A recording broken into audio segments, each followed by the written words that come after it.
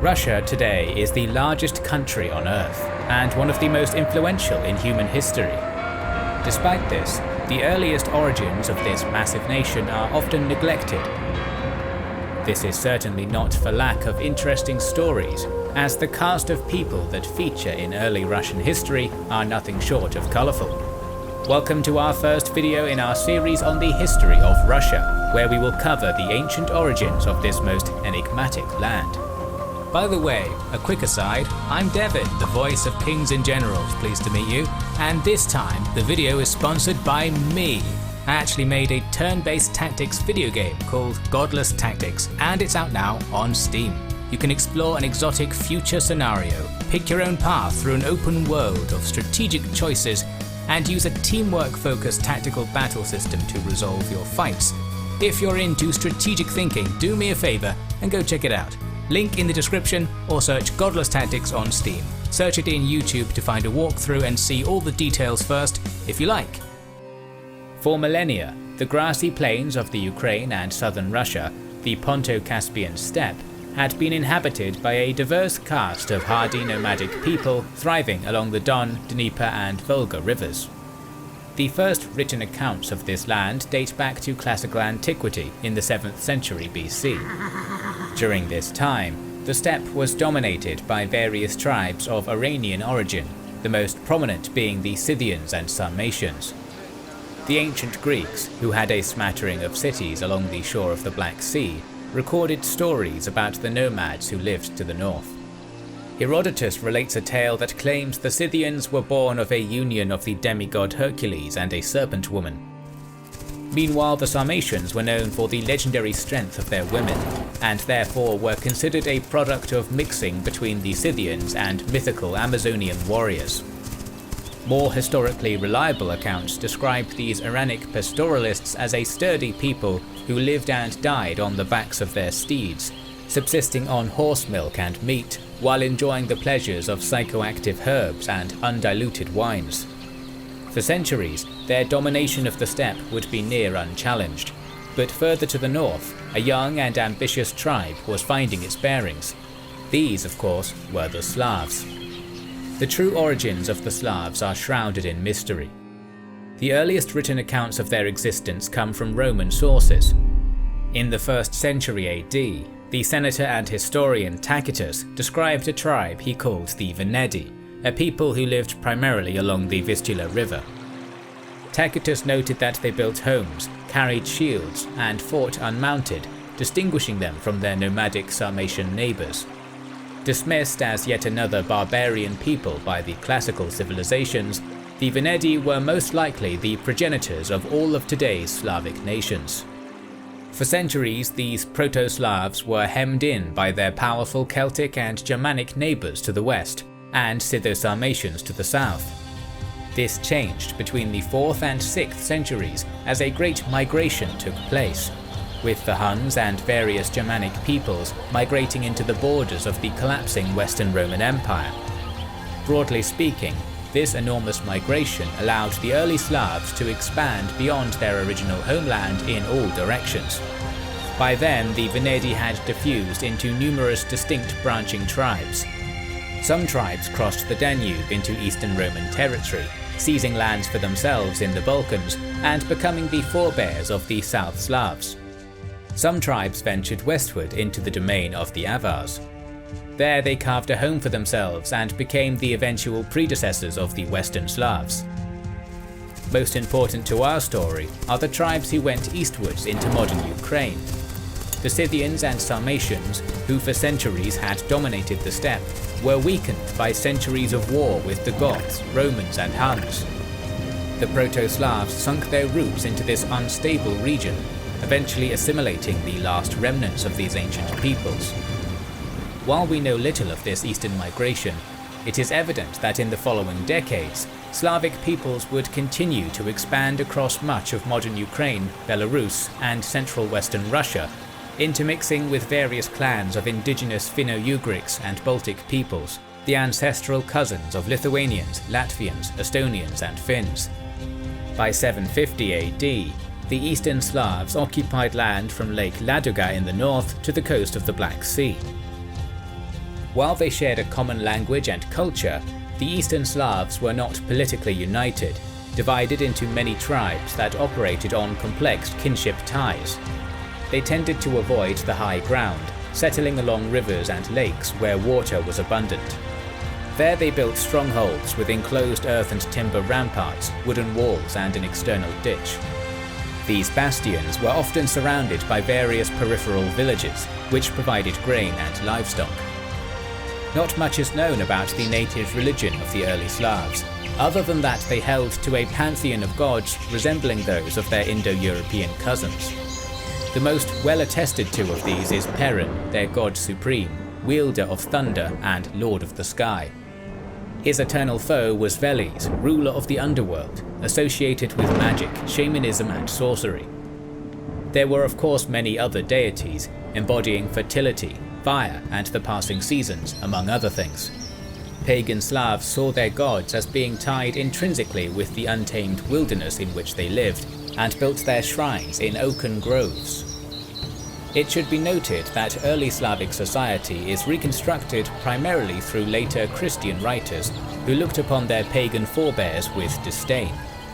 Nevertheless, some information can be passed from the sources available to us. For example, the law of hospitality was the most sacred of rites to tribal Slavs. All guests were cherished without exception, and any tribe who mistreated an itinerant traveller would be attacked by neighbouring tribes for their dishonour. War was not uncommon, both with the Balts and Finns and amongst the Slavs. They avoided pitched battles, instead fighting in dense woodlands with ample cover, while using short iron spears, heavy wooden shields, and bows nocked with poison-tipped arrows. The lives of the early Eastern Slavs were decentralized and chaotic, yet there was order and harmony through their shared customs. Nonetheless, things were soon to change, as new arrivals came from the north on the decks of dragon-headed longboats. At the turn of the 9th century, the Scandinavian peninsula had a burgeoning population. In a cold, mountainous climate, good farmland was a rarity. This pushed the Norsemen to sail from their homes seeking new lands. Generally speaking, the Danes went westwards, where they became known to the English and French as Vikings. The Swedes, however, ventured to the east, where they quickly discovered the mighty rivers spanning down the continental mainland. By sailing down the crucial waterways of Eastern Europe, the Norsemen became deeply engaged in the trade networks that had existed in the region for centuries. At the confluence of the Kama and Volga, they encountered the Bulgars, with whom they traded furs, wax and honey in exchange for silver. Occasionally they rode further upriver and traded with the Khazars, whose control over the steppe had granted them rule over an incredibly wealthy land of diverse peoples, including many Slavic tribes. Meanwhile, those who sailed up the Dnieper soon found themselves in the Black Sea, and before long, the Eastern Roman capital of Constantinople. They called this splendorous place Miklagard, literally meaning the Great City. According to Roman sources, the Norsemen laid siege to the imperial capital in 860, striking like a lightning bolt from heaven, before ultimately being forced to retreat after a storm destroyed their fleet. With that said, the Romans were made to accept the Varangians as partners in commerce, making them wealthy with silks and wine. War and trade helped the Norsemen prosper, and that wealth meant they were there to stay. Of course, flying down the great rivers meant that the Norsemen inevitably passed through the Slavic territory. The Slavs called them Varangians or Rus, terms likely derived from the Old Norse words meaning pledged companions and the people who row. Initial interactions between them were hostile, as the Norsemen often raided Slavic villages, exacting tribute and taking slaves to trade in the southern markets. Within a few decades, the Scandinavians dominated not only the Slavs, but Finns and Balts as well. It would be this intersection of cultures that would give rise to the first united ruling dynasty in Russian history, the Rurikids. Before we explain the rise of the Rurikids, we should note that much of early Russian history is known through the primary chronicle, written in the year 1113 AD by a monk, Nestor. While his works are considered the most valuable source of knowledge on this era, The legitimacy of his work is often called into question by modern historians. Still, the primary chronicle presents the only complete story moving forward, and its tale will be the one presented by us. According to Nestor, the Slavs, Finns and Balts revolted against their Scandinavian masters at some point before 860 AD, driving them back across the Northern Sea.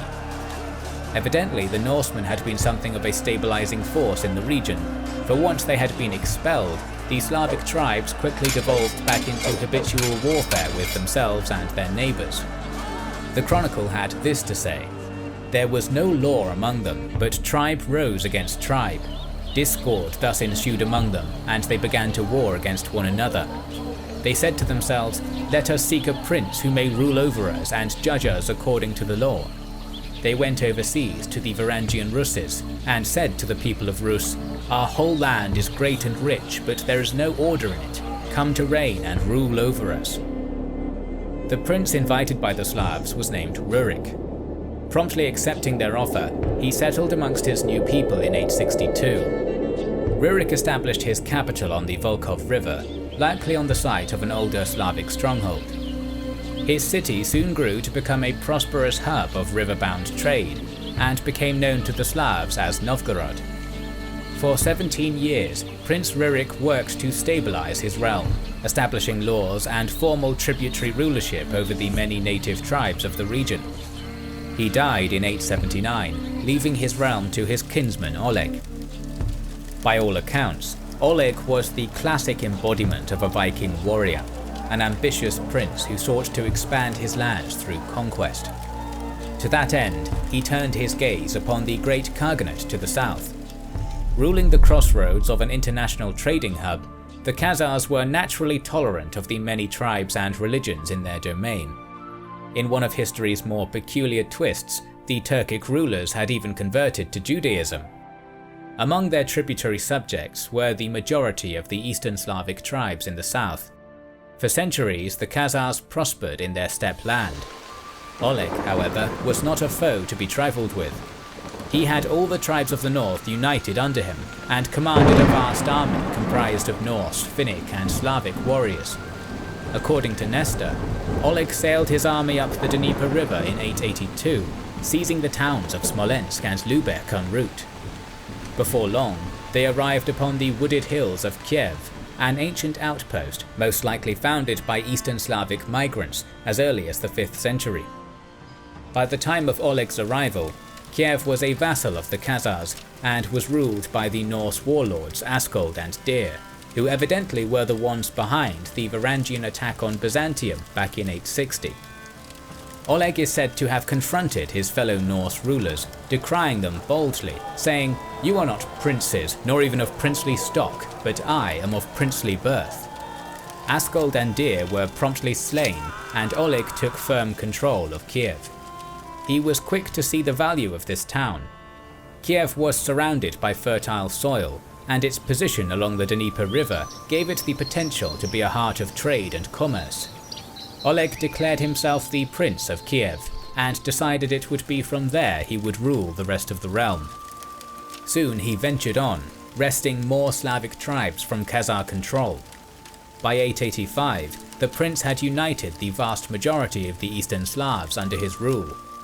It is here that the Kievan Rus was born, a nation that would survive for 3 centuries and grow to become among the most prosperous in medieval Europe.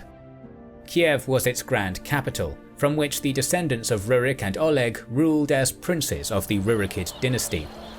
While Rus originally referred to the nation's ruling Scandinavian elite, in time, all the tribes of the Kievan realm, whether Slavic or Nordic, simply came to be known as the people of the Rus. Through fate and conquest, the Rurikid princes had given their names to the land, which Russia, the land of the Rus, retains to this day. Of course, the work of the Rurikids was far from done, and there are many stories still to be told, so make sure you are subscribed to our channel and have pressed the bell button.